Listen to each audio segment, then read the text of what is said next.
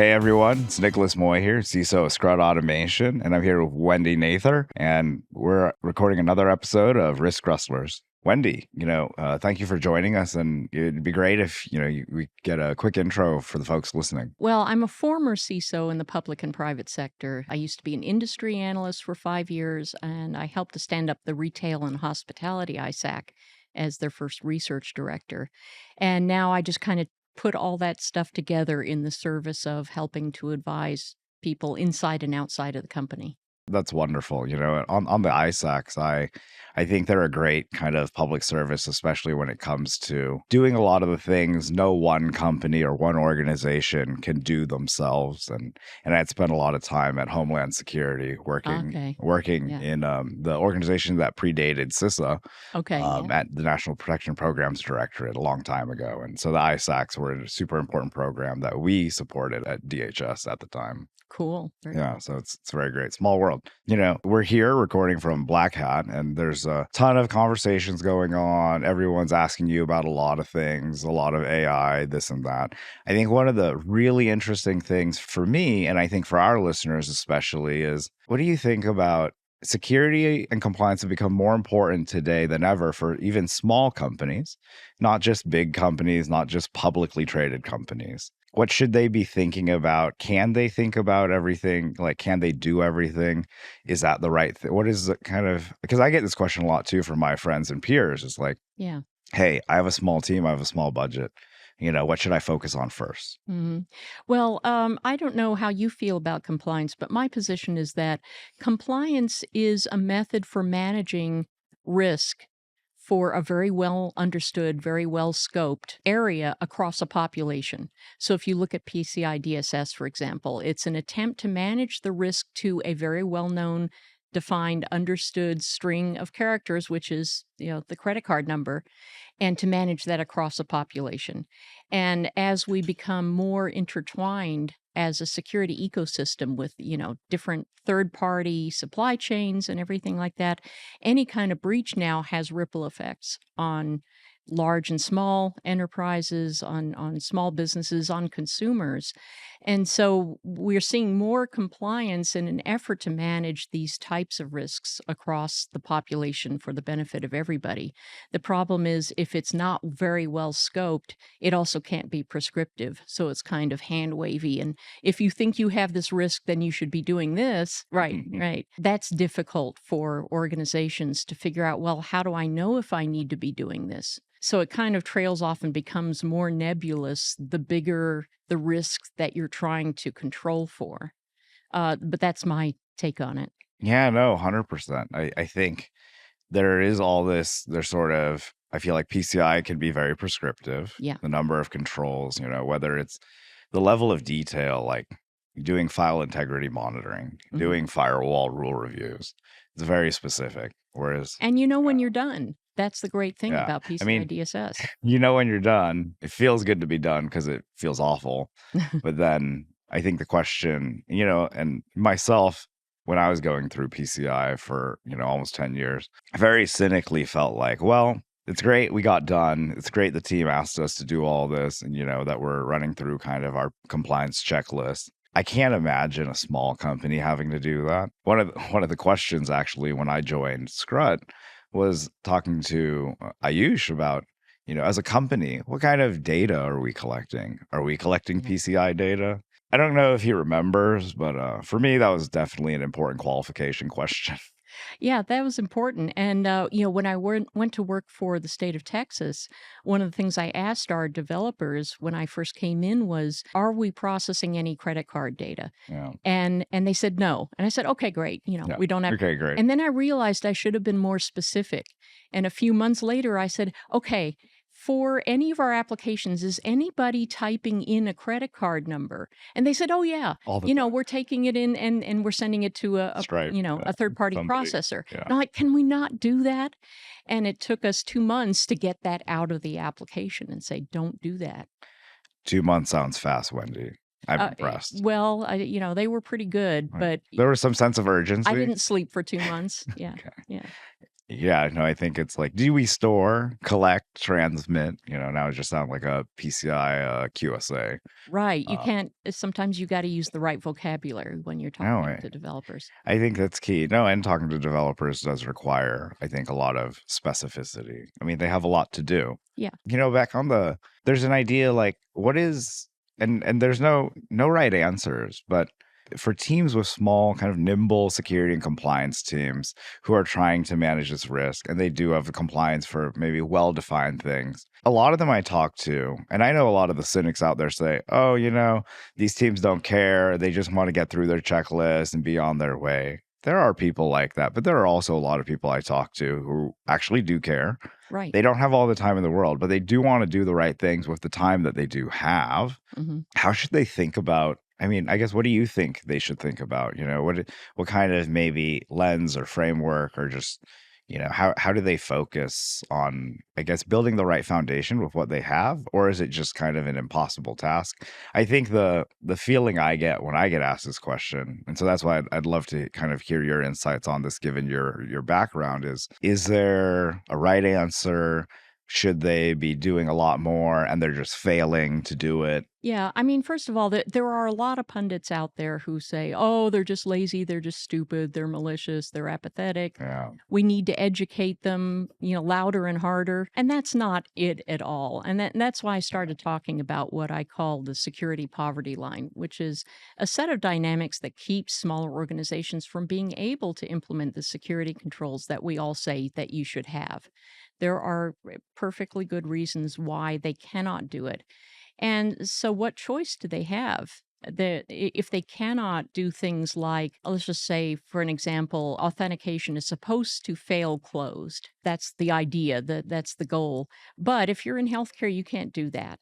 You cannot Yeah. keep the doctor away from the patient data. I heard one doctor say, I do not want my patient to die on the gurney with his privacy intact. Yeah. So, That really hits that's yeah, we yeah. got to be realistic about this. So it's not just a matter of extra money, there are a whole bunch of, just like with real poverty, there are a whole bunch of dynamics in play. So if you cannot do this, what do you do? And I've seen like level 3 and level 4 merchants just say, we can't be compliant. We're not going to try. We'll just hope we don't get caught. Oh, wow. It's very tough to tell them, no, you have to do this differently, even though you cannot afford to do it. We can't tell you when you can stop buying things. We can't tell you how many people you need, what you need to pay them, where you're supposed to find them. I mean, as a Yes. CISO, when you're trying to staff up, just Yeah. deciding. I did some research when I was at 451 about what it might cost to secure a 1,000 person organization that had not done security before. And I polled a bunch of senior professionals. I said, what should I buy in this scenario? And when they told me, and I kind of normalized everything that they listed and tried to price it, first of all, there are a lot of vendors who will not come out and tell you what the price is. Yeah. You're sitting there with an empty spreadsheet and trying to figure out what your budget's Yeah. supposed to be, and you can't do it. So, depending on whether you use open source software or whether it's commercial off the shelf, whether it's subscription, depending on how many people you get to run it, you could be off by as much as a factor of 4 when you're trying to just kind of Oh, guess wow. at that budget. And that was like 10 years ago that I did that research. And I maintain that we still can't say exactly how much it would cost. We know what companies are spending Right. because we have lots of benchmark reports, but we don't know whether that's effective or not.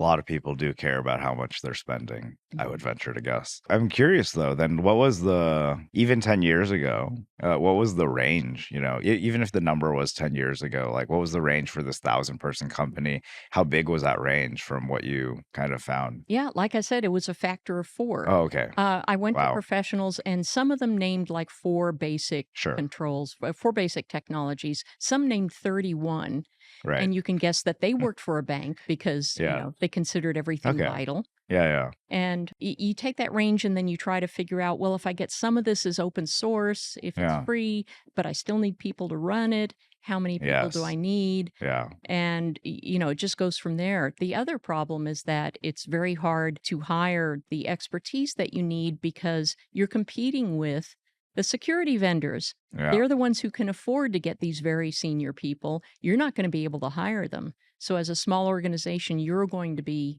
dependent even more on security vendors or MSPs or whatever to get the security that you need because you can't hire those people. Oh, 100%. I spent a lot of time trying to hire the right people for my small, nimble team. And the budget that the vendors have to hire them to be security researchers, to be, customer facing, to do professional services is it probably is closer to four, an order of magnitude, Yeah. four times more than, what we can afford to have them as part of an internal team. And I think in one way that's kind of a great option for them to kind of have that career opportunity to go to people who are, I mean, so invested, obviously, because that's what they sell and they have a vested interest in it. But it is challenging. I'd love to, it'd be great to have that kind of research, taken back up, now. Mhm. Is that, is the organization that you were with, are they still doing that, or at that you were with at that time, or was that something you are personally kind of championing? I was kind of Okay, championing it got it. because of my Sure, experience sure, in sure. the public sector. And I said, I'm really tired of researchers and armchair security people saying on social media, Yes. oh, why didn't they just patch? Well, there's a lot of good reasons why they Yeah. can't patch. And, they're not going to get up on stage at Black Hat or at RSA and say, well, this is really hard for us because that's just asking for trouble. First of all, people who are doing real work aren't going to have time to get up on stage at Black Hat Right. or RSA. And, all respect to all the armchair people out there, If sitting you in this. haven't done it, you Yeah. don't know how difficult it is. I think that is the one thing that really hits me when I'm walking around the floor during the conferences. I understand that there's a lot of people trying to help different companies and teams, but sometimes there is a big void in reality, kind of a canyon of difference between some very promising, bright, kind of innovative solutions out there that people have built and what they think people are doing and who they think they can help. It really blows my mind that they think their sort of seven-figure solution is something that's really going to move the needle. Because Mm. the reality is the majority of companies are not big companies. Right, right. Yeah. Yeah, the majority are smaller companies. And yet, as an analyst, when I talk to startups and even larger security vendors, their first target customer is the military Yeah. or the federal government. And Sure. then that trickles down to the financial sector Yes. and then maybe down into other Yeah. areas. But the money's there. That's where they're going to go. There are a few companies that have targeted SMBs. Sophos is one. 1Password is one. Actually, 1Password started as Yeah. a consumer app, and if you start on the SMB side trying to design security, you end up with a very different product than if you started targeting the federal government and whoever has the really big pockets. Yes, one is a lot easier to use. Let's put it that way. I've been totally random. I've been using 1Password since 2008. Wow. Yeah, when it was only purely a consumer app. I remember the first version of the Teams option and then the hosted option and everything else. And I think that's a technology that shows like, hey, not everything that is good for security and compliance has to remain an enterprise only kind of option. And I think how these things are delivered to solve this outcome that we all have of managing compliance and risk. And I mean, I feel a little strongly about it clearly, but it can start somewhere that's simple, but Mhm. it can have a huge impact. I think the ability to just manage and collaborate amongst a team of hundreds of people for passwords and authentication credentials and keys and everything else. That's a small but huge difference that's been made for a lot of different companies I know. And I've been at multiple small companies where that's such an easy thing for us to get done right and helps us then focus, kind of our limited resources on the bigger questions of like for our business, what does matter. But yeah, I know there's a lot of people out there selling Ferraris to big companies. So Yeah. and literally driving them around in Ferraris this week. Oh, yeah, yeah. It's absolutely true. And going back to your question about, what should smaller companies be focusing on if they can't do everything? That's the other thing is that everybody talks about going back to the basics. If the basics were easy, they would be done by now. The basics are not easy for these small companies. And yet, those are the things that they have to keep going back to. They don't have time to buy the latest exciting, No. AI, whatever, that they have to go back to try to figure out what their asset inventory is today, right Yes. now, this minute, because it's going to change in, 15 minutes, especially if you're using cloud. So, some of the very basics, like knowing what you have and having that definition of what is yours, is very murky now. If you're doing Yes. SaaS and subscriptions and Yes. you're outsourcing development, you have to ask: is it going to be your name above the fold in the media if you have a breach, or is it going to be the name of the company that's running that for you? Yeah. And Yeah. so that kind of counts as whether it's yours or Yes. whether it isn't, and whether you're going to be accountable for the security on it, even if you don't control the security on it. So knowing what you have, and then the next level, I kind of built some kind of pyramid. I haven't come up with a good name for it yet, but at the bottom is knowing what you have. The next one is being able to control changes to it, either to stop people from changing it or to be able to change it really fast if you have to respond to something.